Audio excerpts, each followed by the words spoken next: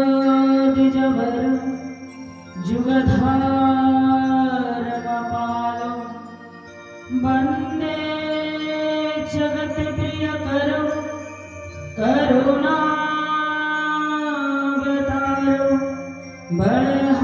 बलहापीडं नटवर बभु करण्यो कर्णिकारं बिभ्रतवाशकनककपिशं वैजयन्तीं च मालं रन्ध्रानवेणुरधरशुधया पूर्यङ्गो गोपवृन्दे बृन्दारण्यं शपथरमणं प्रविशतगीतकीर्तिः शास्त्रं विचार्य विदुषां च मतं विलोक्य तत्प्रेमसेवनमहो पुरुषार्थरत्नं जाननमदमुदं हनमोघरूपे दासी भवानी विषभानुकुमारिकेते यं वजम्ममनपेतमपेतकृत्यं द्वैपायनो विरहकं तरया जुहावो पुत्रेति तन्मयतयो तरेवोऽभिनेदु तं सर्वभूते हृदयो मुनिमानतस्मै नारायणं नमस्कृत्यं नरश्चैव नरोत्तमं देवीं सरस्वतीं व्यासं ततो मुदीरये नमो महते कृष्णाय वेदसे ब्रह्मणे भो नमस्कृत्यं धर्मान् रक्षि सनातनं वेदास्तथा स्मृतिगिरो यमचिन्तशक्तिं सृष्टिस्थितिप्रलयकारणं मुनिमामनन्ति तं श्यामसुन्दरं मविक्रियो मामतमूर्ति सर्वेश्वरं भजामि यानिखिलवशंसामणि कृष्णावपुपावनि योगनामभिरगितानि रसनि एकान्तकाशिनि कट्यशक्तिविधायिनि भगवते नष्टां च गणे विमुक्तिफलदा तस्यै तुलस्यै नमः तुलसीकानन यत्र यत्र पद्मो वनानि च पुराणां पठनं यत्र तत्र सन्निहितो हरिः तत्रैव गङ्गा जमुना च वेणी गोदावरी सरस्वती सिन्धो च सर्वाणि तीर्थानि वसन्ति भजामि नाहं तिष्ठामि वैकुण्ठे योगिनं हृदयेन च मद्भक्ता यत्र गायन्ति तत्र तिष्ठामि नारद जय रूप सनातन भट्ट रघुनाथ श्रीजीवगोपाल भट्ट दास रघुनाथ এই ছয় গোস্বামীর করি চরণ বন্দন যাহা হইতে বিঘ্ন নাশ অভীষ্ট পূরণ জয় প্রভু শ্যামানন্দ জয় শ্রী রসিকানন্দ নিধুবনে সেবা করেন পরম আনন্দ জয় প্রভু শ্যামানন্দ জয় শ্রী গৌরহরি জয় রাধে শ্যাম জয় কনক মঞ্জরি वाञ्छाकल्पतरुर्वश्च कृपासिन्धुभ्यैव च पतितानां पावनेभ्यो वैष्णवेभ्यो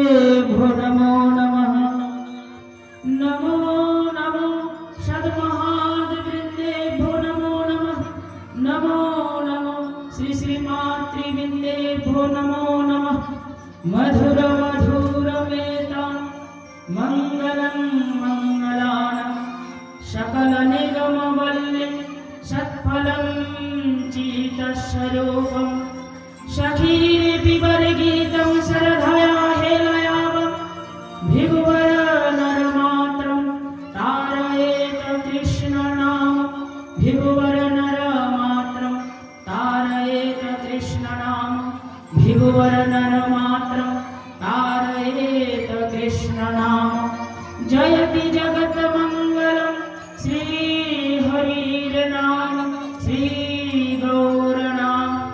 बोलो भागवत भगवान की श्री श्री वैष्णव सुखदेव नारद भगवान की परीक्षित महाराज की नैमिषारण्य की सनकादि ऋषि महाविंद की गंगा मैया की गंगा तट बिहारी सपार्षद श्रीमन महाप्रभु की श्री श्री वृंदावन धाम की श्री श्री राधा श्याम सुंदर जी की श्री श्री देवादिदेव महादेव गोपेश्वर बाबा की श्री श्री कात्यायनी देवी मैया की यमुना मैया की गिरिराज महाराज की राधा कुंड श्याम कुंड की कुंडेश्वरी श्रीमती राधा रानी की श्री श्री गुरु महाराज की श्री श्री गुरु महाराज की अपन अपन गुरु महाराज की जय जय श्री राधे श्याम।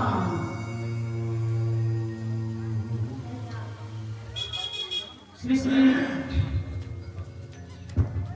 गौर गोविंदम चरणारविंदम मकरंद माधुरी भगवत रस पिपासु गौर भक्त मंडली समग्र भक्त मंडली श्री चरणे आमार सुशस्त दंडवत एवं प्रणाम निवेदन पूर्वक এই মুহূর্তে সভায় আল্লাটি গ্রাম হরি মন্দির প্রাঙ্গণে আমরা সকলে ভাগবতী কথা আস্বাদনের জন্য শ্রবণের জন্য উপস্থিত হয়েছি। परम करुणा परमार प्रिय पुरुषोत्तम सपार्षद श्रीमान महाप्रभु अहित की कृपा साधु गुरु वैष्णव गणेर कृपा बा आशीर्वादे जन्म जन्मांतरेर सुकृतिर फल देव दुर्लभ ए भागवती कथा सर्वनेर देव दुर्लभ ताई बोलेन जन्मांतरे पुण्यम तदा भागवत लभे जन्म जन्मांतरेर सुकृति उदय हले এই ভাগবতী কথা শ্রবণের সুযোগ আসে। শ্রীমদ্ ভাগবতী বার্তা পুরাণম অতি দুর্লভা এই ভাগবতী কথা দেবতাদেরও দুর্লভ। এই ভাগবতী কথা গঙ্গার তটে হরিদ্বারে আনন্দ নামক কারণে মহারাজ পরীক্ষিত প্রায় উপবেশনে অন্ন জল পরিত্যাগ করে এই ভাগবতামৃত পান করছেন। তাকে এই অমৃত পরিবেশন করে কৃতার্থ করছেন আত্মা রামশ্চ শিরোমণি শ্রী শ্রী ব্যাসতনয় ব্রজের শুভপক্ষী শ্রী সুখদেব গোস্বামী চরণ। শাস্ত্রগণ তীর্থগণ মুনিন্দগণ তারা সকলেই সেই সভায় উপস্থিত হয়ে এই ভাগবতামৃত আস্বাদন করছেন। সেই সভায় উপস্থিত ছিলেন শুক মুনি। তিনি আদন্ত কথা শ্রবণ করে শুকদেবের মুখ থেকে সেই কথা শ্রবণ করে নৈমিষারণ্যবাসী সনকাদি ঋষিগণের নিকট আনন্দপূর্বক কীর্তন করছেন। তাদের চরণ অনুসরণ করে আমরা সেই কথার ব্রতী হব, যে কথা শ্রীমন মহাপ্রভু আত্মস্বরূপ কলিযুগের একমাত্র সার। জন্মান্তরে পুণ্যম তদা ভাগবত লভে শ্রীমদ্ ভাগবতী বার্তা পুরাণম অতি দুর্লভা মহামুনি বেদব্যাস বলছেন। যাই হোক, আমরা সেই সমস্ত কথা খুব মন দিয়ে ধৈর্য ধরে আমরা কথাগুলি শ্রবণ করব। আগামীকাল আমরা শ্রবণ করেছি দেবঋষিপাদ নারদ বাবার জীবনী কথা। তিনি কিভাবে উপগ্রহণ নামে গন্ধর্ব ছিলেন, তারপর তিনি দাসীপুত্র হলেন, তারপর তিনি দেবঋষিপাদ নারদ হলেন। গুরু কৃপায় ভজন করে তিনি দেবঋষিপাদ নারদ হলেন। তো দেবঋষিপাদ নারদ বলছেন মহামুনি বেদব্যাসকে যে আমি যদি দেবঋষি নারদ হতে পারি তাহলে তুমি ভাগবত লিখতে পারবে না কেন? বেদব্যাস মুনি ভাগবত বলেন লিখো, হে বেদব্যাস তুমি ভাগবত রচনা করো। জয়রাধি, এই বাচ্চাগুলো যাদের গার্জেন আছে একটু দেখেন না বাচ্চাগুলো কিন্তু ডিস্টার্ব হচ্ছে। এই বলে দেবঋষিপাদ নারদ সেখান থেকে চলে গেলেন।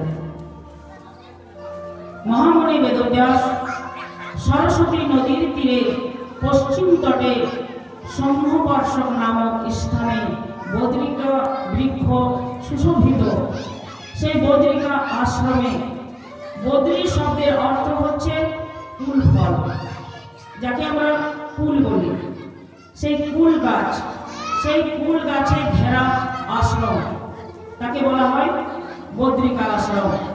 সেই বদ্রিকা আশ্রমে বসে মহামুনি বেদব্যাস ভাগবত প্রণয়ন করলেন, ভাগবত সংহিতা গ্রন্থ আরম্ভ করলেন। তিনি শিখলেন, তিনি তো এক জায়গায় বেশিক্ষণ আশ্রমে করলেন। তিনি তার ছেলে সুখদেবকে শিক্ষা দিলেন। সুখদেব তো কেন শিখলেন? কারণ তিনি তো এক জায়গায় বেশিক্ষণ থাকেন না, তো তিনি কেন শিখলেন? বলছেন ভাগবতের এত ক্ষমতা, যদি মনে করি যে ভাগবত একটু সময় চলে যাব তাহলে যেতে পারবেন না, কারণ ভাগবত আপনাকে বসিয়ে রেখে দেবে। ভাগবতের এত ক্ষমতা, যাদের কোনো কিছু প্রয়োজন নেই, যারা আত্মরামস্য মুনেয় নিগ্রন্থ পরিকর্মে কুর্বন্ত মহতি ভক্তি চিত্তাবদ ভক্ত গুণহরি, যারা সমস্ত কামনা থেকে মুক্ত, যাদের অন্তরে সমস্ত তৃপ্তি এই মুনিগণ, সেই মুনিগণ অহৈতুকী ভক্তি করে থাকেন, তাদের কোনো কিছু প্রয়োজন নেই। যাদের অন্তরে সব আছে তারা ভাগবত শ্রবণের আগ্রহী হয়। ভাগবতের এত ক্ষমতা, আপনারা আপনাদের দরকার নেই তবু আপনাকে টেনে নিয়ে চলে আসবেন। তার আশ্রমে সর্বত্র দেখবেন, সব জায়গায় দেখবেন, যতই বড় বড় সভা সমিতি হোক না কেন, 7 দিন ধরে যদি কোনো একটা সভা হয় দেখবেন তার প্রথম দিন যা লোক হয় তার পরের দিন কমে যায়। খুব বড় সভা হয়েছে, প্রথম দিন যা লোক হলো একবারে গাড়ি ভর্তি ভর্তি করে লোক, গাড়ি নেয় না, এমন ভাবে গাড়ি পতাকা লাগিয়ে লোক চলে আসে। তারপরের দিন লক্ষ্য করে দেখবেন তারপরের দিন লোক কমে যায়, তারপরের দিন আরো কমে যায়, তারপরের দিন আরো কমে যায়। এমনি করে 7 দিন যখন হবে তখন দেখবেন আর লোক নেই, কেউ নেই। আর ভাগবতের এমন একটা বৈশিষ্ট্য, প্রথম দিন যা লোক হয় পরের দিন দেখবেন আরো বেশি লোক হয়। যত দিন যায় ভাগবতের আসলে লোক বাড়তে থাকে। এটা ভাগবতের ক্ষমতা। ভাগবত টেনে নিয়ে চলে আসেন, তো মুনিদেরকে টেনে নিয়ে আসেন। তাই সুখদেব গোস্বামী সব কিছুর ঊর্ধ্বে আত্মগণ, আত্মরাম সাধু, তিনিও ওই হরিকথা শুনবার জন্য লুলুপ হয়ে চলে গেলেন বেদব্যাসের কাছে এবং ভাগবত শ্রবণ করলেন। তিনি পরীক্ষিতকে কেন শোনালেন? বলেন কুরুক্ষেত্রের মাঠে দ্রৌপদীর 5 ছেলেকে অশ্বত্থামা নিরস্তভাবে রাত্রিবেলায় হত্যা করেছিলেন। অর্জুন এসে দ্রৌপদীকে বললেন যে দ্রৌপদী তুমি কেঁদো না, তোমার সন্তানকে যারা বধ করেছেন, যে বধ করেছেন, আমি তাকে ধরে নিয়ে এসে তোমার সামনে এনে বধ করব, তুমি চোখের জল মুছো। এই বলে অর্জুন কৃষ্ণকে নিয়ে ছুটলেন, গিয়ে অশ্বত্থামাকে ধরে দ্রৌপদীর সামনে নিয়ে আসলেন।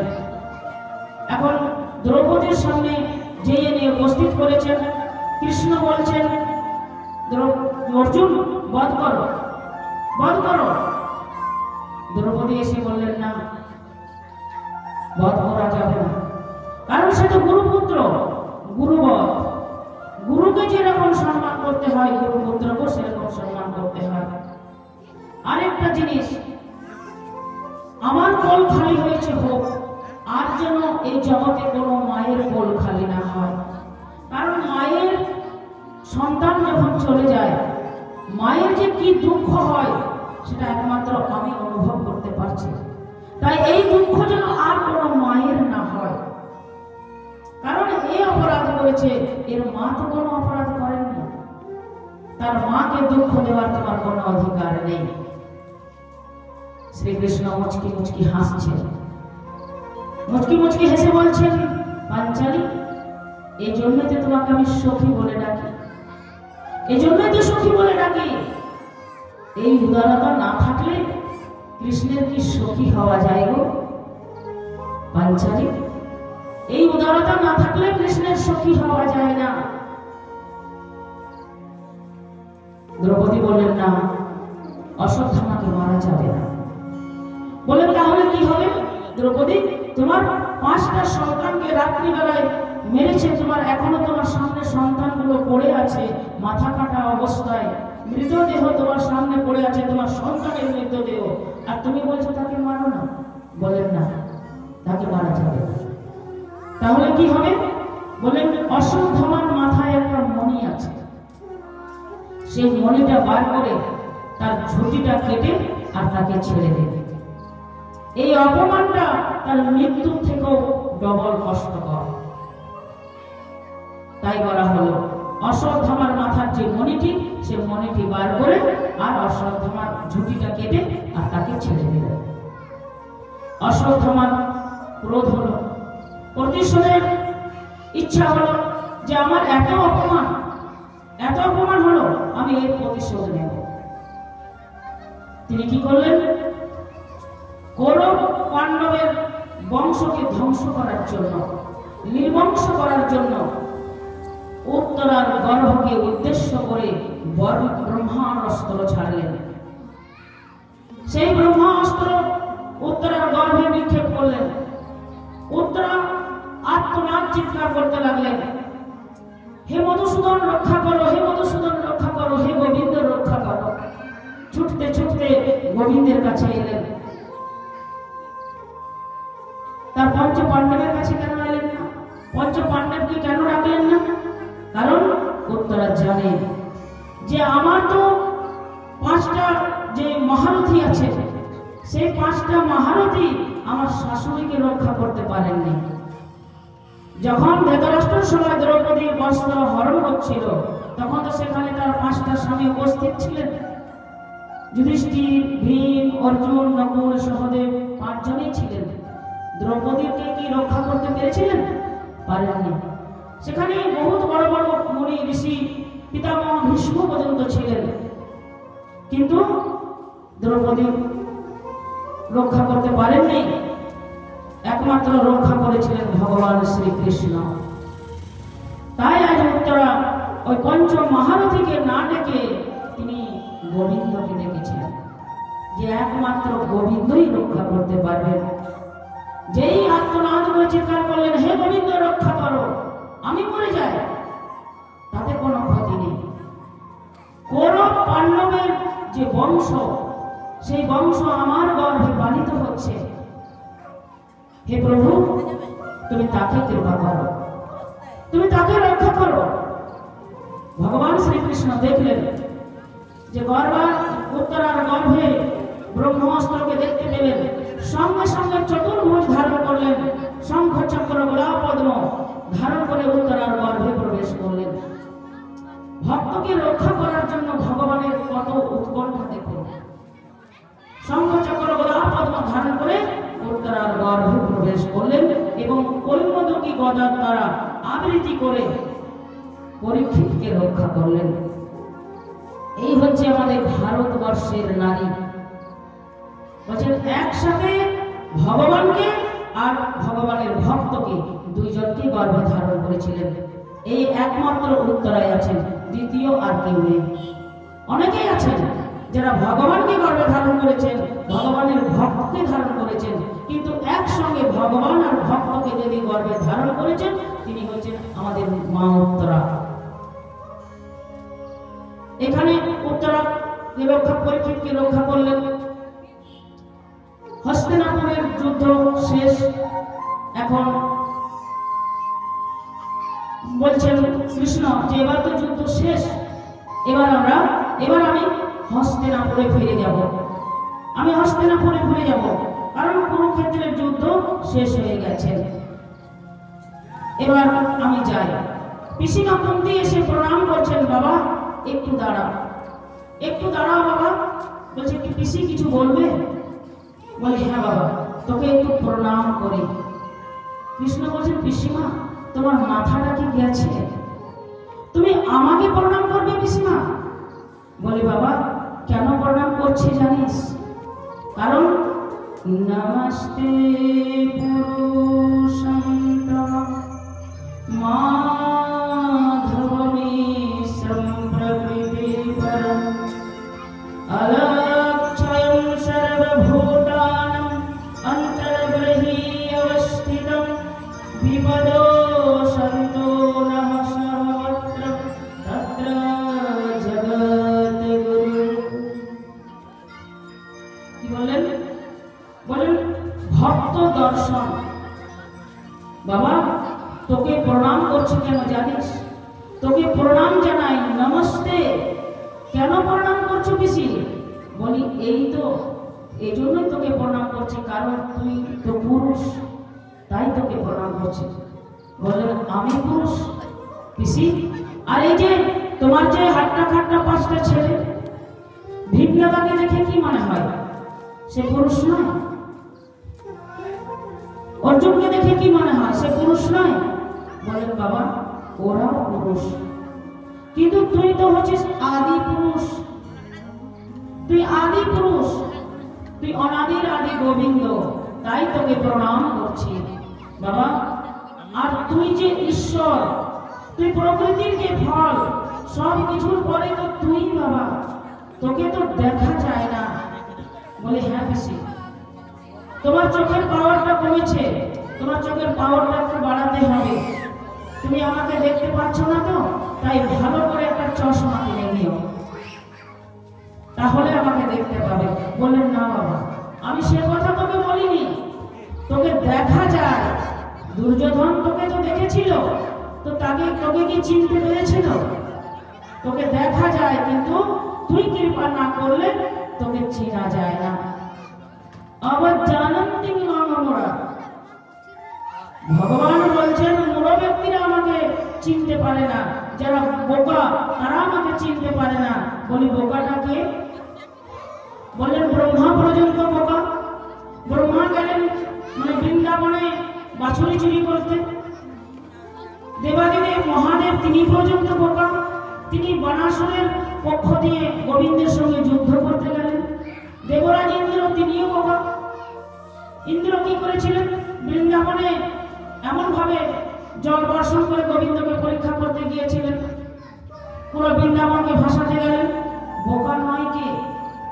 তারা যদি বোকা হতে পারে তাহলে আমরা কি ভাবতে পারি? আমরা নিজেকে কি বুদ্ধিমান ভাবতে পারি? দেখুন বুদ্ধিমান বলছেন অলক্ষম সর্বভূতানাং অন্তর্বহি অবস্থিতম। বাবা তুই অন্তরে বাহিরে সব জায়গায় আছিস। বাবা তুই আশীর্বাদ কর আমাদের যেন বিপদ না ছাড়ে। কৃষ্ণ বলছেন কি বলছো পিসি? লোকে সুখ চায়, এটা চায়, ওটা চায়, আমার যেন এটা হয়, আমার ছেলের যেন চাকরি হয়, আমার ছেলের বউটা যেন ভালো হয়, আমার ছেলের বউ যেন মুখ ঝামকানি না দেয়। আর তুমি কি না চাইছো যেন তোমাকে বিপদ না ছাড়ে? তুমি আমার কথা বলতে পারলে বেশি, সব সময় যেন বিপদ না ছাড়ে এরকম কথা তুমি বলতে পারলে বেশি। কুন্তী বলছেন, দেখ না বাবা, আমরা যখন সুখে থাকি তখন তো একবারও তোর কথা মনে করি না, আর যখন আমরা বিপদে পড়ি তখন আমরা হা গোবিন্দ বলে রাখি আর তোর দর্শন পাই। তা যখন আমাদের বিপদ পড়ে তখন তোকে দেখতে পাই, তখন তোকে ডাকি। তোর বিপদ যদি সব সময় থাকে তাহলে আমরা সব সময় হা গোবিন্দ করে ডাকবো আর গোবিন্দকে দেখতে পাবো। গোবিন্দ ছাড়া হবো না, সব সময় প্রভুর দর্শন পাবো। সেজন্য আমাদের সব সময় যেন বিপদ না ছাড়ে, আমাদের সব সময় যেন বিপদ থাকে। কৃষ্ণ হাসছেন, পিসি তুমি কি যে বলো।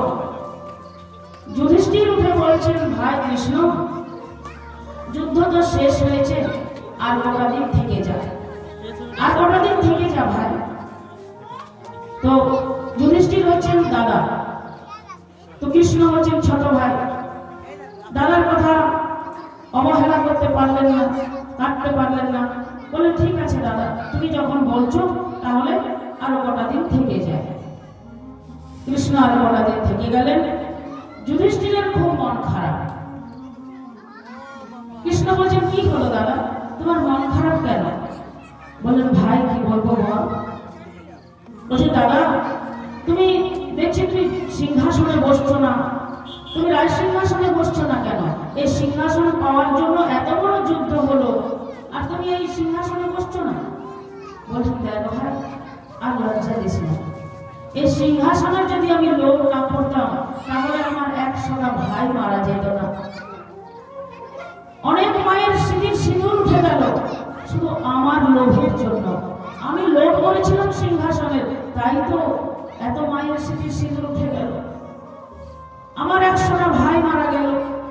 যদি আমি সিংহাসনের লোভ না করতাম তাহলে আমার 100টা ভাই মারা যেত না। এই ভাইদের রক্ত মাখা সিংহাসন আমি বসবো না, এই সিংহাসনে আমি বসবো না। কৃষ্ণ কি করবেন? দাদা সম্পর্কে দাদা, আমার দাদাকে তো জ্ঞান দেওয়া যায় না, উপদেশ দেওয়া যায় না। কারণ দেখুন, যুধিষ্ঠিরের কি গীতা শ্রবণ করার যোগ্যতা ছিল না? ছিল, কিন্তু উপদেশ কাকে দেওয়া যায়? শাস্ত্রে বলছেন উপদেশ তাকেই দেওয়া যায় যারা ছোট হয়। সেজন্য যুধিষ্ঠিরকে গীতার উপদেশ না দিয়ে অর্জুনকে দিয়েছিলেন।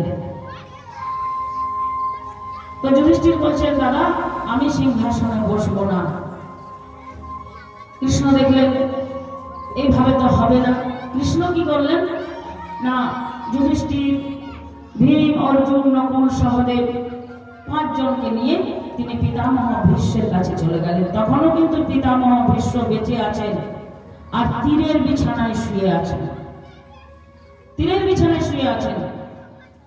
তাহলে এখানে একটা আমাদের প্রশ্ন, যে পিতামহ ভীষ্ম এমন কি অন্যায় করেছিলেন? সে তো কোনো পাপ কর্ম করেননি, সে তো গঙ্গাপুত্র, তার তো কোনো অপরাধ হয়নি, তিনি কোনো অন্যায় করেননি, তিনি বিবাহ করেননি, ব্রহ্মচারী।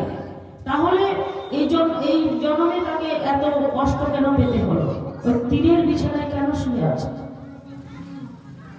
বলছেন, পিতামহ ভীষ্ম গঙ্গাপুত্র ঠিকই, তিনি অন্যায় করেননি, কোনো অপরাধও করেননি, কিন্তু অন্যায়ের সমর্থন করেছিলেন।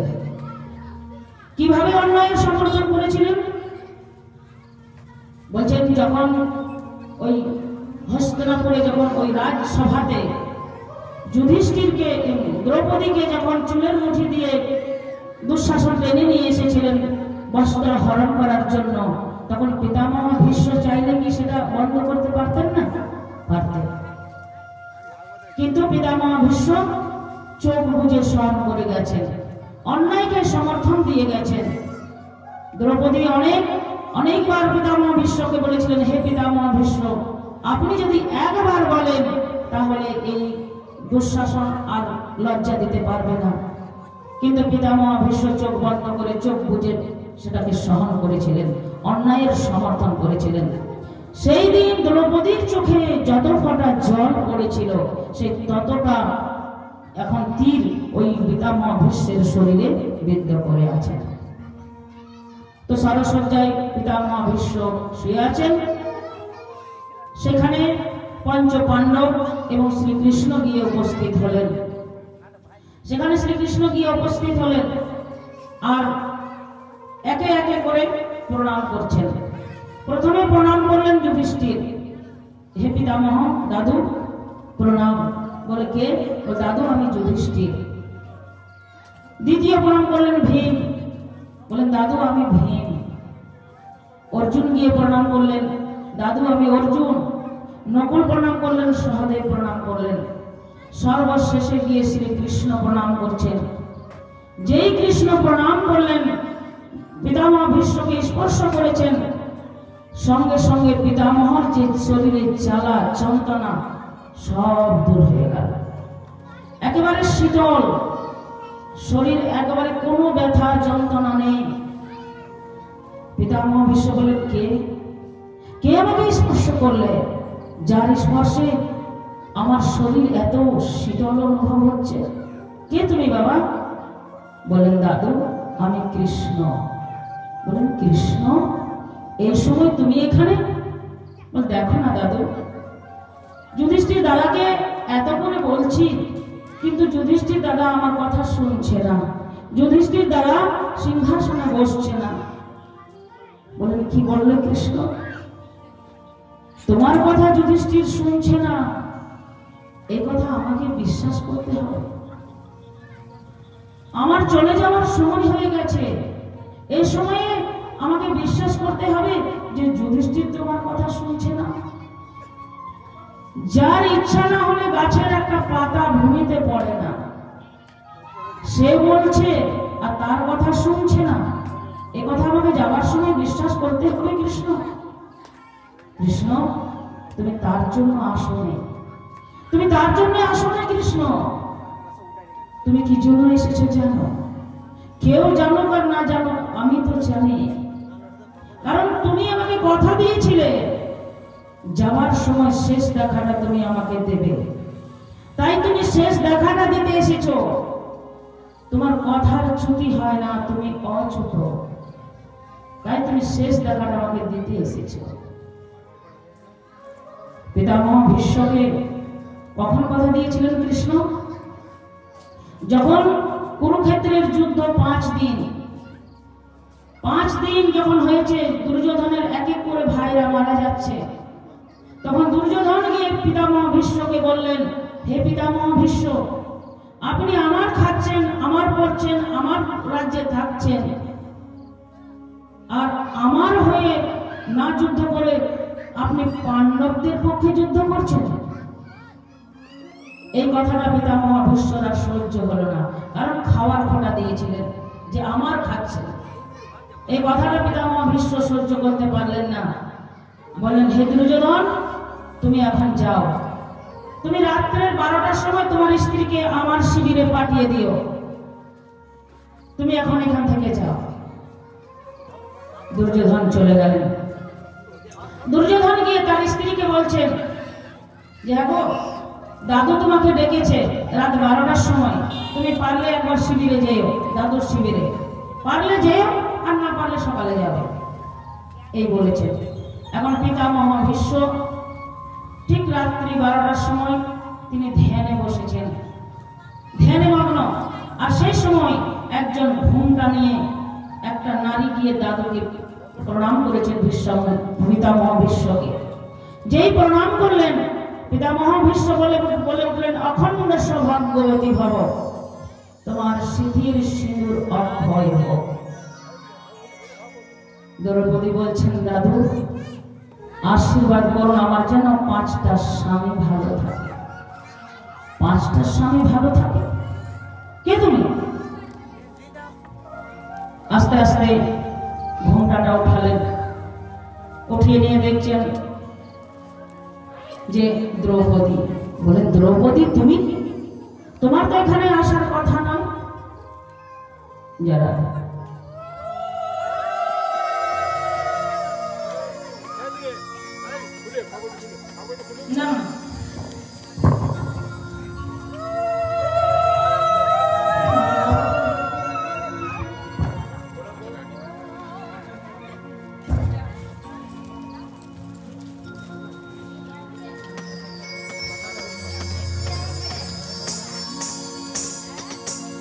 যে আস্তে আস্তে করে ঘোমটাটা খুলেছেন, খুলে দেখছেন দ্রৌপদী। বলেন দ্রৌপদী তুমি, তোমার তো এখানে আসার কথা ছিল না, এখানে আসার কথা ছিল দুর্যোধনের স্ত্রী, আমি তাকে আশীর্বাদ করব, তার স্বামী বেঁচে থাকবে, তুমি এখানে কেন আসলে? বলেন দাদু আমি কৃষ্ণর সাথে এসেছি।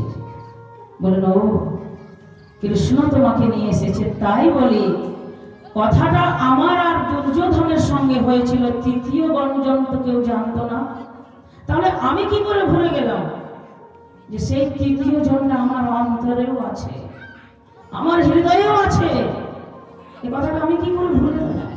কোথায় কৃষ্ণ? বলেন দাদু আপনার ভাই বাইরে দাঁড়িয়ে আছে। বলেন আমার ভাই বাইরে দাঁড়িয়ে আছে? যার ভয়ে ভয় পালায় সে আমাকে ভয় করছে। আস্তে আস্তে গিয়ে দেখলেন কৃষ্ণ দাঁড়িয়ে আছে। দাদু বলে কৃষ্ণ তুমি এইভাবে আশীর্বাদটা তোমার ভক্তের পক্ষে নিয়ে গেলে, তুমি ছল করে তোমার ভক্তের পক্ষে আশীর্বাদটা নিয়ে গেলে। আমি তো আশীর্বাদ করবো বলেছিলাম দুর্যোধনের স্ত্রীকে, দুর্যোধন বেঁচে থাকবে, তুমি ছল করে তোমার ভক্তের পক্ষে নিয়ে গেলে প্রভু। আর যেইভাবে তুমি ছল করে আশীর্বাদটা তোমার ভক্তের পক্ষে নিয়ে গেলে, নিজের কৃপা করে, নিজে কৃপা করে এইভাবে তুমি কথা দাও যে তুমি নিজ কৃপায় আমি যেদিন চলে যাব সেই শেষের দিনে শেষ দেখাটা তুমি আমাকে দিয়ে যাবে। বলেন দাদু আমি কথা দিলাম, আমি তোমার যাওয়ার শেষ দিনে আমি নিজে এসে তোমাকে দর্শন দেব।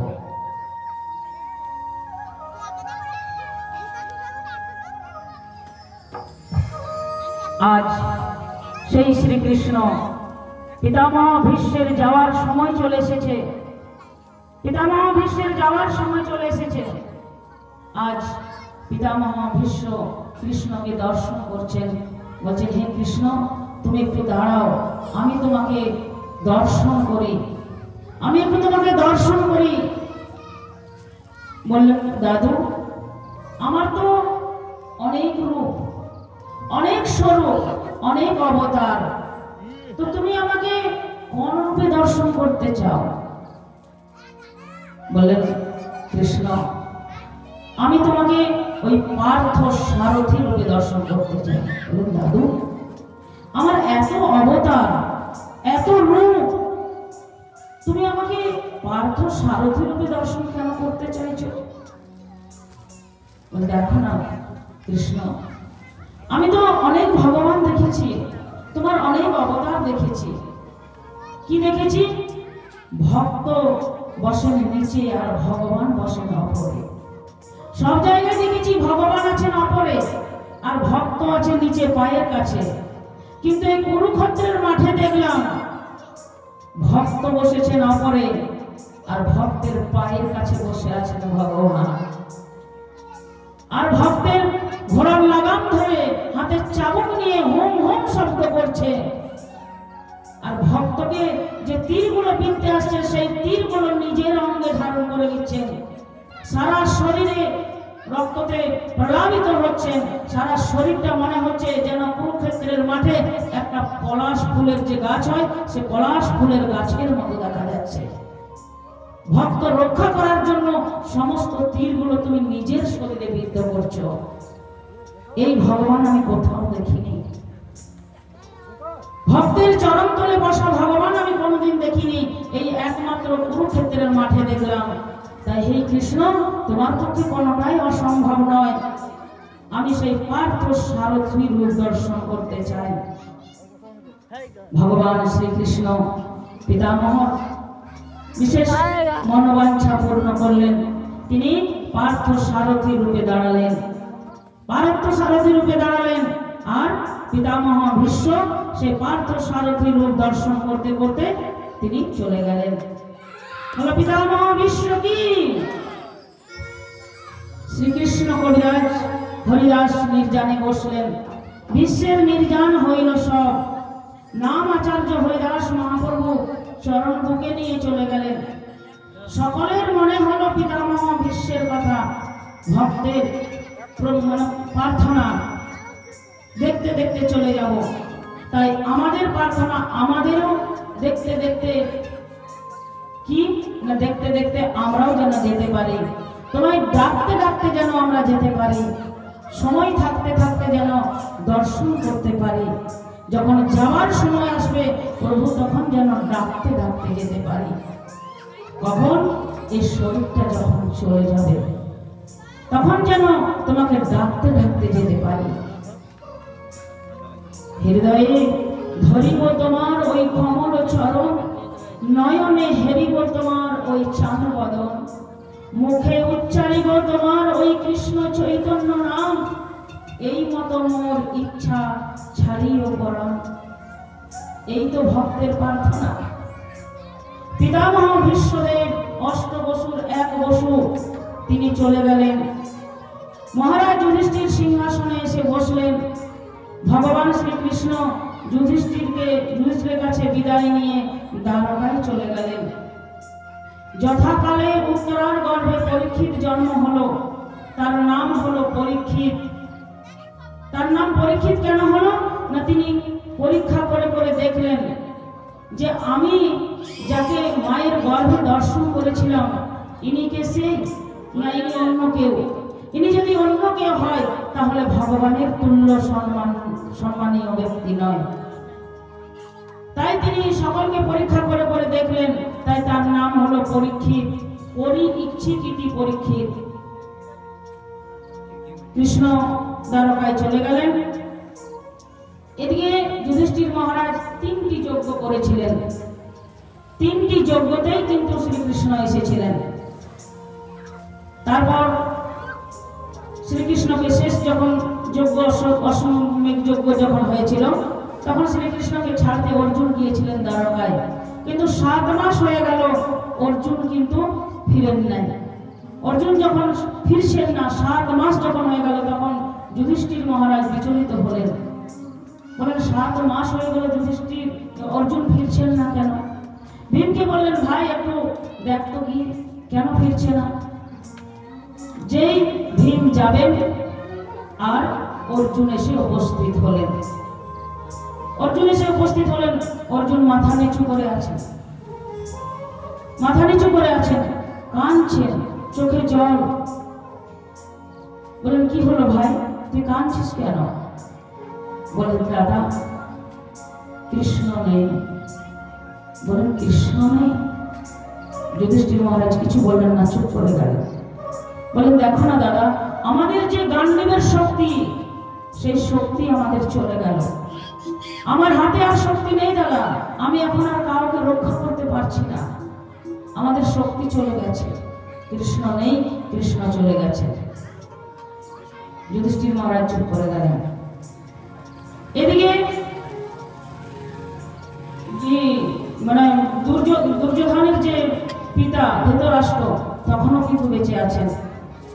বিদুর গিয়েছেন তীর্থ করতে, জায়গায় জায়গায় তীর্থ করে ঘুরে বেড়াচ্ছেন। বিদুর যখন যুদ্ধ হচ্ছিল তখন কিন্তু বিদুর যুদ্ধে ছিলেন না। কেন ছিলেন না? কারণ বিদুর হচ্ছেন ধর্ম। ধর্ম যদি থাকতেন তাহলে যুদ্ধটাই হতো না। তাহলে বিদুর চলে গিয়েছিলেন কেন ছেড়ে?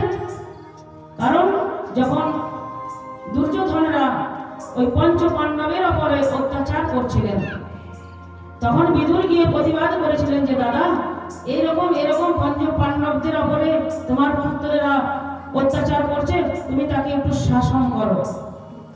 ভীম যদি চায় তো একা ভীমই তোমার 100 পুত্রকে নিধন করতে পারে। এই কথাটা দুর্যোধন শুনে নিয়েছিলেন।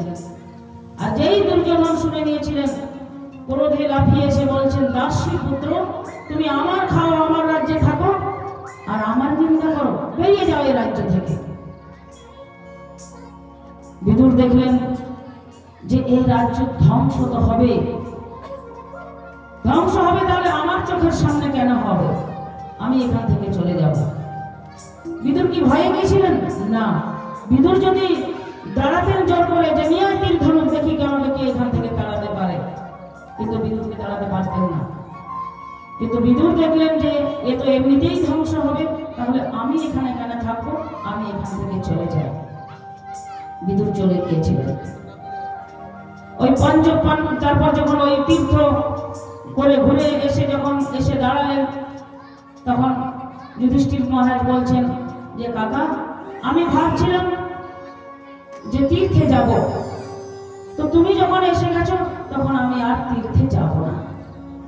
আমি আর তীর্থে যাব না। কেন না? তীর্থে গেলে আত্মশুদ্ধি হয়, আর সাধুরা যদি আসে তাহলে আমার ঘরটাই শুদ্ধি হয়ে যায়। তো তুমি তো সাধু, তাই তুমি যখন এসেছো তখন আমি আর তীর্থে যাব না। বিদুর চলে গেলেন ধৃতরাষ্ট্রের কাছে।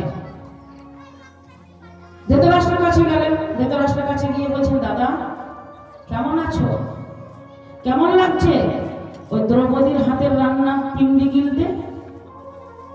ওই পঞ্চ পাণ্ডবের রোজগার খেতে তোমার কেমন লাগছে দাদা? যে দ্রৌপদীকে লজ্জা দিতে তুমি প্রতিবাদ করনি, তোমার ছেলেরা অন্যায়ভাবে তাকে লজ্জা দিতে গিয়েছিল, তার বস্ত্র টেনে তাকে বস্ত্র হরণ করতে গিয়েছিল, সেই দ্রৌপদীর হাতে রান্না খেতে ভালো লাগছে তো? যে পঞ্চ পাণ্ডবকে বিষ খাইয়েছিলে, চতুর্গৃহে তাকে মারার চেষ্টা করেছিলে, সে পঞ্চ পাণ্ডবের রোজগার খেতে তোমার ভালো লাগছে তো?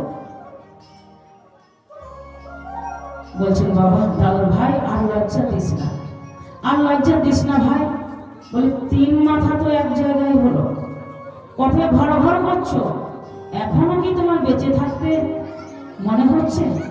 এখনো বেঁচে থাকার আশা? বলছেন, ভাই কি করবো বল, কি উপায় আছে আমাকে বলে দে ভাই। বলেন, দাদা যদি বেঁচে থাকতে চাও, এই রাত্রির অন্ধকারে বনে চলে যাও, বনে গিয়ে ভজন করে পরমাত্মার সঙ্গে মিলিত হয়ে যাও, এখানে আর থেকো না। চলো রাত্রির অন্ধকারে বেরিয়ে চলো, কারণ দিনের বেলায় যুধিষ্ঠির যেতে দেবে না। রাত্রি বেলায় গান্ধারী আর ধৃতরাষ্ট্রকে নিয়ে বিদুর উত্তর দিশায় চলে গেলেন। এদিকে যুধিষ্ঠির সকালবেলায় জেঠা জেঠিমাকে প্রণাম করতে গিয়েছেন, কাকাকে প্রণাম করতে গিয়েছেন, দেখছেন জেঠা জেঠিমা নেই, কাকাও নেই। যুধিষ্ঠির মহারাজ কাঁদতে শুরু করলেন। বললেন, নিশ্চয়ই আমার কোনো অপরাধ হয়েছে, নিশ্চয়ই আমি কোনো অন্যায় করেছি, আর আমার অন্যায়ের কারণে আজ আমাকে সবাই ছেড়ে ছেড়ে চলে গেলেন। কাঁদতে লাগলেন। যে ঋষিবাদ নারদ সেখানে এসে উপস্থিত হলেন। বলেন, মা কাঞ্চন সূর্য রাজন জগদীশ্বর বসন জগৎ। হে রাজন, তুমি শোক করো না, এই জগৎটা তার সৃষ্টি, তিনি এই জগৎকে সৃষ্টি করেন, সকলকে যুক্ত করেন, আবার সকলকে বিযুক্ত করেন। তারা ভজন করতে গেছেন, তাদের আত্মা পরমাত্মায় চলে যাবে, তুমি তাদেরকে বাধা দিও না। এই বলে নারদ বাবা চলে গেলেন। এদিকে যুধিষ্ঠির মহারাজ কি করলেন, যে যুধিষ্ঠির চিন্তা করলেন যে আমিও আর থাকবো না। যুধিষ্ঠির মহারাজ পরীক্ষিতকে রাজ্যাভিষেক করে দিলেন। রাজ্যাভিষেক করে দিয়ে পঞ্চ পাণ্ডব এক এক করে তারা প্রস্থান করলেন। দ্রৌপদী ভগবান শ্রীকৃষ্ণকে অন্তরে ধ্যান করতে করতে শ্রীকৃষ্ণের চরণে মিলিত হয়ে গেলেন, চলে গেলেন। এদিকে সকলে, পরীক্ষিত বড় হলো। বড় হওয়ার পর তিনি বিবাহ করলেন। বিবাহ করার পর তার 12টি সন্তান জন্মগ্রহণ হলো। জন্মেঞ্জয় প্রভৃতি 12টি সুযোগ্য পুত্র। একদিন তিনি ঘোড়া নিয়ে বাইরে বেরিয়েছেন। বেরিয়ে দেখছেন যে একজন ঘোড়ায় চড়ে যখন বেরোলেন, দেখছেন পরীক্ষিত মহারাজ ওই ঘোড়া থেকে একটা ষাঁড়, পরীক্ষিত মহারাজ কি দেখছেন যে একটা গাভী আর একটা ষাঁড়কে কোনো একটা কালো রঙের লোক তাকে লাথি মারছেন। মহারাজ পরীক্ষিত ঘোড়া থেকে নেমে তলোয়ারটা বার করেছেন। তলোয়ারটা বার করে বলছেন, আমার রাজ্যে এত সাহস যে গোমাতার উপরে অত্যাচার করে, আমি তাকে এখনই শেষ করে দেব। আমার রাজ্যে গো হত্যা করা চলবে না। গোমাতার রোমে রোমে বিষ্ণু, সর্বদেব দেবীর অধিষ্ঠান। এই গোমাতার মধ্যে লক্ষ্মী ঠাকুরানী এলেন। লক্ষ্মী ঠাকুরানী মানে একটা আছে না অহংকার, যে আমি তো বৈকুণ্ঠেশ্বরী, আমি কিসে কম, তার একটা চূড়াপড়া অহংকার আছে। তার জন্য দেখবেন বৃন্দাবনে এখনো লক্ষ্মী দেবী স্থান পাননি, এখনো তিনি তপস্যা করছেন। তো তার জন্য বৃন্দাবনে তিনি জায়গা পেলেন না। লক্ষ্মী ঠাকুরানী ভাবছেন যে আমি বৈকুণ্ঠেশ্বরী, আমার জন্য জায়গা রাখা থাকবে, ওরা যাচ্ছে যাক, আমি একটু পরে যাব। তাই লক্ষ্মী ঠাকুরানী যখন গেলেন তখন দেখছেন গোমাতার শরীরে আর জায়গা নেই, প্রত্যেকটা রঙে রঙে সমস্ত দেবতারা রয়েছেন। তখন লক্ষ্মী ঠাকুরানী হাত জোড় করে প্রার্থনা করলেন যে হে গোমাতা, তুমি বলে দাও আমি কোথায় থাকবো। কারণ লক্ষ্মীর অহংকার ছিল যে আমি বৈকুণ্ঠেশ্বরী, আমার জন্য জায়গা থাকবে। এসে যখন দেখলেন যে গরুর সারা শরীরে কোথাও জায়গা নেই, তখন গোমাতার কাছে হাত জোড় করে প্রার্থনা করলেন যে হে গোমাতা, আমি কোথায় থাকবো, তুমি আমার জায়গা বলে দাও। তখন করুণাময়ী গোমাতা বললেন, তুমি গোবরের মধ্যে থাকবে, তুমি গোবরের মধ্যে থাকবে। তাই মা লক্ষ্মীর স্থান হলো গোবরের মধ্যে। তাই গোবর আমাদের কাছে এত পবিত্র, গোমূত্র আমাদের কাছে এত পবিত্র। গোবর দিয়ে আমাদের সবকিছু হয়, চাষ হয়, সমস্ত পবিত্র কাজে আমাদের গোবর লাগে, ধর্মীয় অনুষ্ঠানে আমাদের গোবর লাগে। তাই লক্ষ্মী গোবরের মধ্যে আছেন। তাই গোমাতাকে হত্যা করা যাবে না। এই গরু এত পবিত্র আমাদের কাছে যে এই মহারাজ পরীক্ষিত তরবারি বার করেছেন, অমনি যেই তরবারিটা বার করেছেন অমনি সেই কালো রঙের লোকটা এসে পায়ে পড়ে গেল, বললো আমাকে ছেড়ে দাও, আমাকে মারো না। কারণ আমার শাসন শুরু হয়ে গেছে, এখন আমার সময়। পরীক্ষিত বলেন কে তুমি? বললো আমি কলিরাজ। বলি কলি এসেই গোমাতাকে হত্যা করতে আরম্ভ করলো।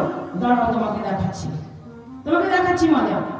বলেই এটা মানে হচ্ছে পৃথিবী। বললেন যে এই দেখো, এই যে গোমাতা হচ্ছে পৃথিবী, আর এই যে ষাঁড়টা দেখছো এটা হচ্ছে ধর্ম। তো গোমাতার রূপ ধারণ করেছেন পৃথিবী। যখন কংসের সময় আমরা দেখব, এখন পৃথুর সময় আমরা দেখব যে পৃথিবী গোমাতার রূপ ধারণ করেছেন। পৃথিবী আর গোমাতা দুটোই সমান আমাদের জন্য। সেজন্য গোমাতার রক্ষা করে, যে মানে সে পৃথিবীর রক্ষা করে। তো তাই আর ষাঁড়টা হচ্ছে ধর্ম। তো কলিরাজ এই পৃথিবীর অপরে আর ধর্মের অপরে অত্যাচার করা চলবে না। মহারাজ পরীক্ষিত কলিকে বলছেন তুমি এখান থেকে চলে যাও, আমার রাজ্যে তোমার থাকা যাবে না। তখন কলি বলছেন যে হে মহারাজ, আমার একটা অনুরোধ আপনি রাখুন। কারণ রাজা হচ্ছে শরণাগত পালক। রাজার কাছে যদি কেউ শরণাগত হয়, সে শরণাগতকে রাজা বধ করতে পারে না, তাকে তাড়িয়ে দিতে পারে না। হে মহারাজ, আমাকে কিছু জায়গা দেন, আমি সেই জায়গাতেই থাকবো। কি কি জায়গা কলি থাকবে? মহারাজ পরীক্ষিত জায়গা দিলেন। কি কি জায়গা? যে জায়গায় কলির প্রচন্ড প্রভাব হবে, যেখানে মদ খাওয়া হবে, সুরাপান, সেখানে কলির অবস্থান হবে। যেখানে মানে অনিবার্য ধ্বংস, মানে যেখানে কলি থাকবে সেখানে অনিবার্যই ধ্বংস হবে। কলির কাজই হচ্ছে ধ্বংস করা। আর যেখানে জুয়া খেলা হবে সেখানে কলি থাকবে। আর যেখানে প্রাণী হিংসা হবে সেখানে কলি থাকবে। আর যেখানে অবৈধ স্ত্রী সঙ্গ হবে সেখানে কলি থাকবে। আর একটি জায়গা দিলেন। কি জায়গা? না স্বর্ণর উপরে। অবৈধ স্বর্ণ, শুধু সোনা বললে হবে না, কারণ সোনার ঠাকুর বলি আমরা, সোনার গৌরাঙ্গ। তাহলে ভগবানকে সোনার অলঙ্কার বানিয়ে দিই, ওইখানে কিন্তু কলি থাকে না। যেখানে ভগবানকে আমরা সোনার অলঙ্কার বানিয়ে দিই, সোনার গৌরাঙ্গ, সেখানে তো কলি থাকবে না। তো যেটা পাপের সোনা সে পাপের সোনার মধ্যে কলি থাকবে। এই 5টা জায়গা দেওয়া হলো, আর কলি চলে গেলেন। মহারাজ পরীক্ষিত ফিরে রাজ্যে এলেন, আবার রাজ্য শাসন করতে লাগলেন। কলিকে হাতে নেতে পেয়েও পরীক্ষিত মারলেন না। এই কষ্ট আমাদের, যদি কলিকে পরীক্ষিত মারতেন তাহলে এই যে কলির প্রভাব, এই কলির প্রভাবে আমাদের এখন পড়তে হতো না, আর আমাদেরকে এত কষ্ট করতে হতো না। এই জন্য বলছেন যে গৌরস গলি গলি, কি বলছেন যে গৌরস আজ গলি গলি ফিরত সুরা বৈঠল বেকার। গৌরস গলি গলি বিক্রি করছেন। গৌরস মানে বুঝতে পারছেন? গৌরস মানে হচ্ছেন দুধ। দুধ বিক্রি করতে সমস্ত গলি গলি ঘুরে বেড়ায়, দুধ নেবে গো, দুধ নেবে গো, কিন্তু কেউ দুধ রাখতে চায় না। আর সুরা বৈঠল বেকার, সুরা মানে হচ্ছে মদ। মদ যেখানেই বসুক, যদি জঙ্গলের ভিতরে বসে তো সেইখানে গিয়ে মদ বিক্রি হয়। তাই বলছেন যে সুরা গৌরস গলি গলি ফিরাতে সুরা বৈঠল বেকার। মদ দোকানের জন্য হুড়োহুড়ি পড়ে যায়। তখন দেখবেন মদের কোনো দরদাম হয়? কোনো দরদাম হয় না, যত বলে ততই দিয়ে দেয়। কিন্তু দুধ যদি কেউ বলে কত দাম দুধের, না 60 টাকা, না 50 টাকা দেবে তবে রাখবে। দুধের বেলায় কিন্তু এরকম কথা হয়, কিন্তু মদের বেলায় হয় না।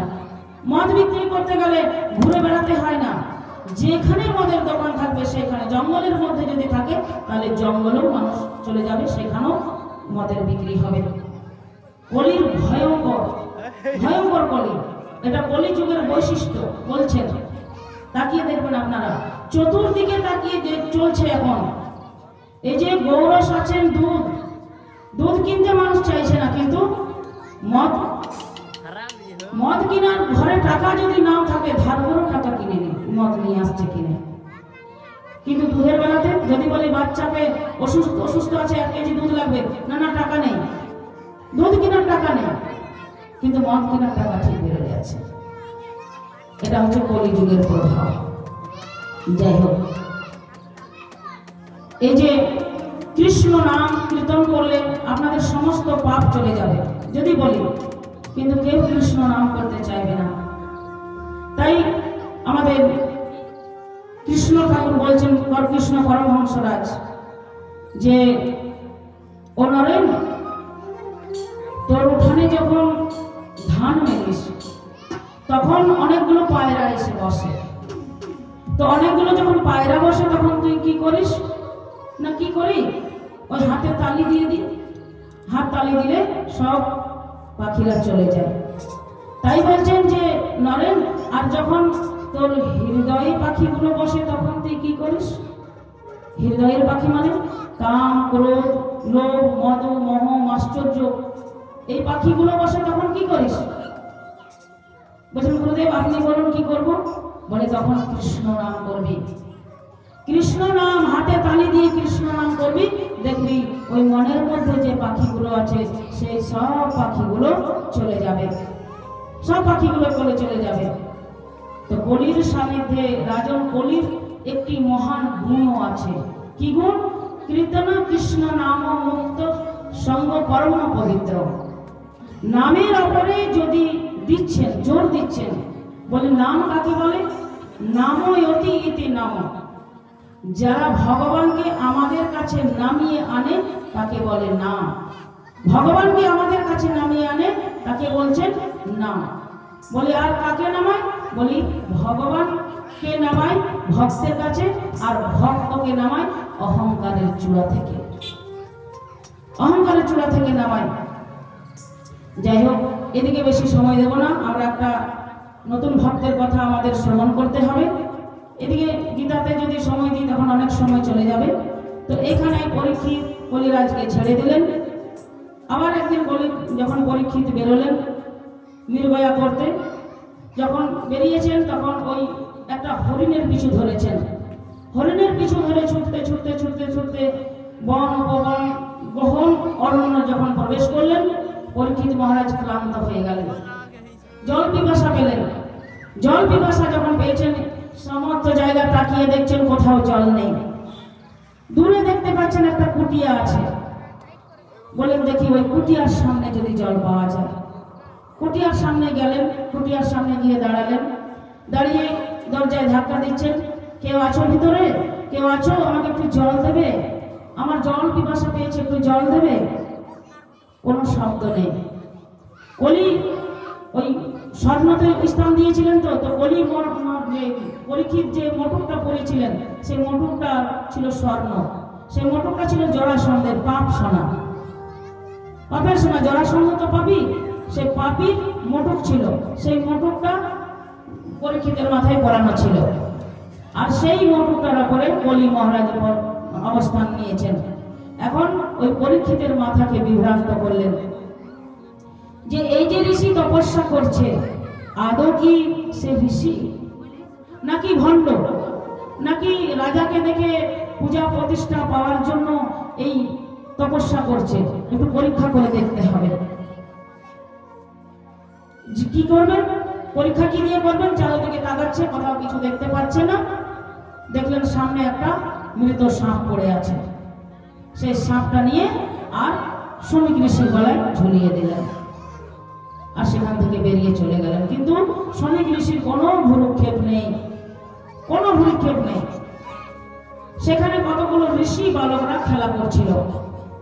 যে ঋষি বালকরা খেলা করছিল, যে দেখলেন যে একজন রাজা একটা মৃত সাপ শ্রমিক ঋষির গলায় ঝুলিয়ে দিয়েছেন, সঙ্গে সঙ্গে সেই বালকরা ছুটে গিয়ে শ্রমিক ঋষির যে সন্তান সিংহী ঋষিকে গিয়ে খবরটা দিলেন যে তোমার বাবার গলায় কোন এক রাজা এসে তাকে গলায় সাপ ঝুলিয়ে দিয়েছেন। যেই বললেন সাপ ঝুলিয়ে দিয়েছেন, সঙ্গে সঙ্গে সেই সিংহী মুনি অভিশাপ দিয়ে দিলেন যে রে কুলঙ্গার পরীক্ষিত, তোর 7 দিনের মধ্যে তৈক্ষক নাগের দংশনে মৃত্যু হবে। পরীক্ষিত দিয়ে দিলেন। যেই অভিশাপটা দিলেন, আর শ্রমিক ঋষির ধ্যান ভঙ্গ হয়ে গেল। বলছেন যখন মরা সাপ গলায় পড়লো, পচা সাপ গলায় পড়লো, দুর্গন্ধ এত, তখন কিন্তু শ্রমিক ঋষির ধ্যান ভঙ্গ হলো না। কিন্তু যেই ভক্তের উপরে অভিশাপটা হয়েছে, সঙ্গে সঙ্গে শ্রমিক ঋষির ধ্যান ভঙ্গ হয়ে গেল। কেন না? শ্রমিক ঋষি এই জগতে ছিলেন না, তিনি ধ্যানে মগ্ন হয়ে এক ভ্রমরের রূপ ধারণ করেছিলেন, আর সেই ভ্রমরের রূপ ধারণ করে ওই জগতে চলে গিয়েছিলেন, শ্রীকৃষ্ণের চরণ পদ্মের মধু আস্বাদন করছিলেন, শ্রীকৃষ্ণের চরণ পদ্মের মধু আস্বাদন করছিলেন। তাই শ্রমিক ঋষির গলায় যে মৃত সাপ পড়েছে, পচা সাপের গন্ধ, দুর্গন্ধ, কিন্তু শ্রমিক ঋষির কোনো ভ্রুক্ষেপ হয়নি। যেই ভক্তের উপরে অভিশাপটা হয়েছে, আর সঙ্গে সঙ্গে শ্রমিক ঋষির ধ্যান ভঙ্গ হয়ে গেল। কেন হলো? কারণ গোবিন্দের যে চরণ পদ্মে ভ্রমরটা বসেছিল, যেই ভক্তের উপরে অভিশাপটা হয়েছে, গোবিন্দের চরণ পদ্মটা কেঁপে উঠেছে। যেই চরণ পদ্ম কেঁপে উঠেছেন, সঙ্গে সঙ্গে ভ্রমর এই জগতে চলে এসেছেন। এই জগতে এসে দেখছেন শ্রমিক ঋষির চোখে জল, সিংহী ঋষির চোখে জল। সমস্ত ওই কুটিয়ার সামনে কোলাহল হচ্ছে। শ্রমিক ঋষি জিজ্ঞাসা করলেন, কি হয়েছে পুত্র, তোমার চোখে জল কেন, তুমি কাঁদছো কেন? বলেন পিতা, একজন কুলঙ্গার রাজা, তার নাম নাকি পরীক্ষিত, সে এসে তোমার গলায় একটা মৃত সাপ জড়িয়ে দিয়ে অপমান করেছেন। সে তো ক্ষত্রিয়, তাহলে ক্ষত্রিয় তো দ্বার রক্ষক, সে তো দ্বারে থাকলে তার তো গৃহের মধ্যে ভিতরে প্রবেশ করার অধিকার নেই। তার সাহস কি করে হয় যে গৃহের ভিতরে প্রবেশ করে আর গৃহ স্বামীকে অপমান করেছে? তাই আমি কুলঙ্গার পরীক্ষিতকে অভিশাপ দিয়ে দিয়েছি। বলেন পুত্র, তুমি ভালো কাজ করো। তুমি জানো সে কে? সে মহান এক রাজা। এই রাজা যদি চলে যায় তাহলে কলি প্রবেশ করবে, আর কলি যদি প্রবেশ করে যায় আমরা কেউ শান্তিতে থাকতে পারবো না। আর সেই রাজা শুধু নয়, সে হচ্ছে মহাভাগবত। তার তো কোনো অন্যায় ছিল না, সে তো এসেছিল জল চাইতে। গৃহস্থের তো ধর্ম হচ্ছে জল দেওয়া, কিছু বাড়িতে থাক বা না থাক, অন্তত 1 গ্লাস জল দিয়েও তাকে রক্ষা করা।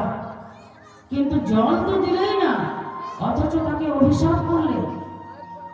সেটা কেমন হয়ে গেল? গুরু সাপে লঘুদণ্ড যা হয় না, সেই পাপটা এইটুকু আর দণ্ডটা অনেক বড়। তুমি খুব অপরাধ করেছো, যাও অন্তত তাকে খবরটা দিয়ে এসো। যদি 7 দিনের মধ্যে কিছু করতে পারে, কোনো উপায় থাকলে সে করবে। সেখানে গৌর নামে এক ঋষি ছিলেন শিষ্য। সেই গৌরকে দিয়ে আরো 2-1 শিষ্য নিয়ে পরীক্ষিত মহারাজের সভায় গেলেন। পরীক্ষিত মহারাজের সভায় গিয়ে তখন পরীক্ষিত হাউ হাউ করে কাঁদছেন। পরীক্ষিত দেখছেন যেই মাথার মোটরটা খুলেছেন আর খোলার সঙ্গে সঙ্গে চেতন ফিরেছেন। আমি কি অপরাধ করলাম? আমার বংশে আজ পর্যন্ত কোনো সাধু বৈষ্ণব ঋষি মুনিদের অবমাননা হয় না, আমার পিতামহরা কোনোদিন অবমাননা করেন নাই, আর আমার দ্বারা এত বড় অপমান হয়ে গেল। আমি একজন রাজ্যের রাজা, প্রজারা যদি অন্যায় করে রাজা তাকে দণ্ড দেয়, শাস্তি দেয়, আর আমি এত বড় অন্যায় করব, আমার কি শাস্তি হবে? তিনি ভগবানের কাছে প্রার্থনা করছেন যে হে প্রভু, আমার জন্য মৃত্যুদণ্ড হয়। আর এদিকে মৃত্যুদণ্ড হয়েই গেছে। গৌর ঋষি গিয়ে বললেন, মহারাজ আপনার অভিশাপ হয়েছে, সিংহী ঋষি আপনাকে অভিশাপ করেছে, 7 দিনের মধ্যে আপনার তক্ষর দংশনে মৃত্যু হবে। পরীক্ষিত হাসতে লাগলেন, বললেন আমার উপযুক্ত শাস্তি হয়েছে, আমি এটাই চেয়েছিলাম। পরীক্ষিত কি করলেন? সমস্ত ওই ঋষি মুনিদেরকে, সমস্ত সকলকে সাদরে সম্মান করে তাদের উপযুক্ত পুরস্কার দিয়ে তাদেরকে বিদায় করলেন। আর পরীক্ষিত নিজের রাজদণ্ড খুলে রাখলেন, মুটুক নামিয়ে রাখলেন, রাজপোশাক ছেড়ে এক ব্রাহ্মণের বেশ ধারণ করে তিনি বেরিয়ে যাচ্ছেন। যখন বেরিয়ে যাচ্ছেন তখন প্রজারা বলছেন যে মহারাজ আপনি চলে যাচ্ছেন যে? বললেন দেখলে না, এই যে আমার ওপর অভিশাপটা, এই আশীর্বাদটা হলো, তোমরা দেখলে না? বলেন মহারাজ আপনি এটাকে আশীর্বাদ বলছেন? বলছেন আশীর্বাদ নয়, আমি বুঝতে পারলাম যে আমার 7 দিন এখনো সময় আছে, আমি 7 দিন পরে মারা যাব। আর তোমরা তো কেউ জানো না যে কখন কি হবে, এমন হতে পারে আজকেও মারা যেতে পারো, কিন্তু আমি তো 7 দিন সময় পেয়েছি। ঋষি কত কৃপা, তার কত দয়া, সে যদি চাইতো আমাকে তো সঙ্গে সঙ্গে মৃত্যুদণ্ড দিতে পারতো, যে এখনই ভাড়া থেকে পড়ার মরে যাও, কিন্তু সে আমাকে 7 দিন সময় দিয়েছে, 7 দিন ভজন সাধন কর, তারপরে মর। পরীক্ষিত সব কিছু ছেড়ে আর গঙ্গার তটে গিয়ে উপস্থিত হলেন। গঙ্গার তটে উপস্থিত হয়ে মা গঙ্গাকে প্রার্থনা করলেন, হে মা গঙ্গা, তুমি সবাইকে স্থান দাও, এই অধম এই পাপীকে তুমি স্থান দেবে না মা, এই পাপীকে তুমি উদ্ধার করবে না, হে মা আমাকে গঙ্গায় স্থান দাও। সেখানে গিয়ে একটা আসন করে বসে গেলেন।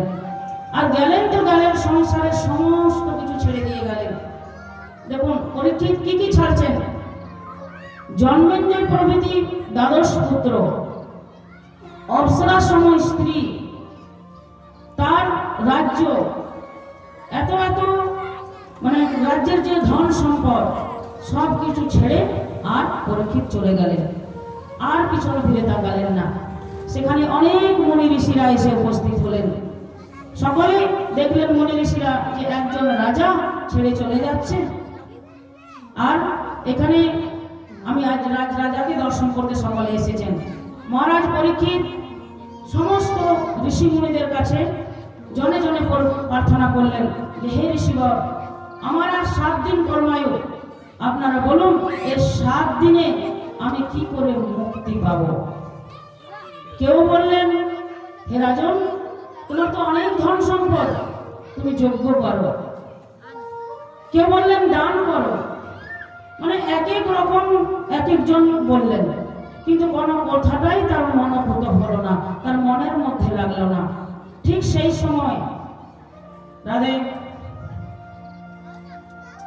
সেই সময় একজন ধুলো ধূসরিত অঙ্গ, মাথায় জটা, দিগম্বর, শরীরে কোনো বসন নেই, ঢুলু ঢুলু চোখ, মিষ্টি হাসি একজন পুরুষ চলে আসছেন।